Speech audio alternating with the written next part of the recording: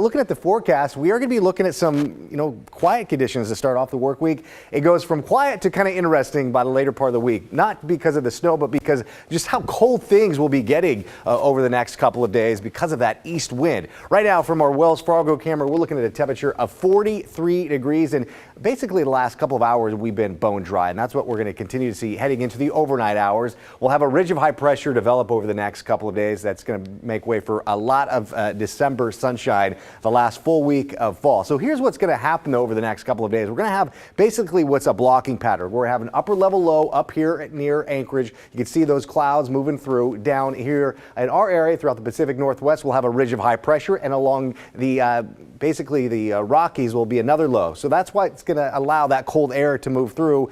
Temperatures by the later part of this week, mid to the upper 30s. You factor in that east wind, it's going to be feeling more like the low 20s. So bundle up basically from Wednesday all the way into the first part of the weekend. So a few showers to start out tomorrow, very light, but basically we're going to be dry all week long starting, let's say, tomorrow afternoon and into Friday and Saturday. But we turn very cold, and that east wind picks up really throughout Wednesday and a good part of the week. All the watches and warnings throughout the Oregon Cascades have expired, but still seeing some snow showers near Burns, Baker City. There's a winter storm warning in place throughout the Oregon-Idaho border until late tomorrow morning. So speaking of tomorrow morning, as we look at Futurecast, we're going to be looking at mostly cloudy skies, a slight chance to see some light sprinkles and some drizzle, rainfall amounts, maybe 1/10 of an inch, if that. Pretty much trace amounts as these clouds start to kind of melt away a little bit late tomorrow night and into early Tuesday morning. Speaking of Tuesday morning, we could be looking at very cold temperatures with some patchy areas of fog. Overnight lows right around the low to mid 20s potentially,